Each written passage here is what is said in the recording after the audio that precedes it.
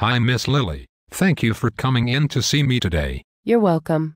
May I ask why you called me into your office, Principal Benson? Well, I'm afraid that I have some bad news for you. This is the part of my job that I hate the most. Oh my.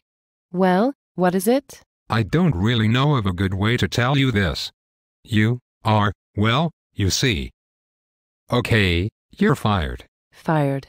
What do you mean I'm fired? What are you talking about?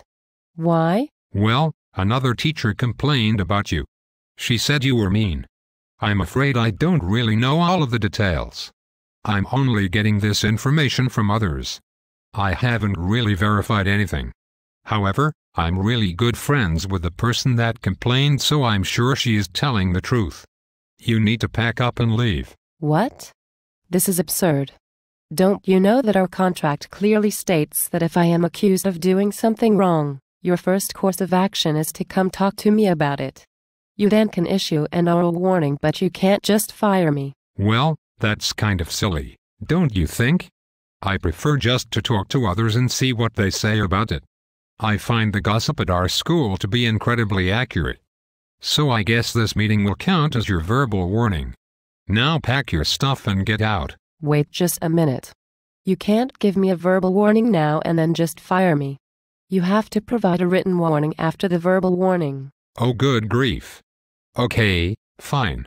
Hand me that piece of paper over there and I'll write goodbye on it. You are ridiculous. Even if you had given me an appropriate written warning, you would then have to give me a letter of reprimand. What? You expect me to write all of this down twice? Don't you know how busy I am? It doesn't matter how busy you are. You have to follow the proper procedure for this. You can't just fire me. After a letter of reprimand, you would then need to give me an unsatisfactory evaluation. Listen, Miss Lily, perhaps you didn't hear me correctly. I am very good friends with the person who complained. Therefore, all of this other formality stuff really isn't necessary. And furthermore, now you're telling me I need to write all of this down 3 different ways.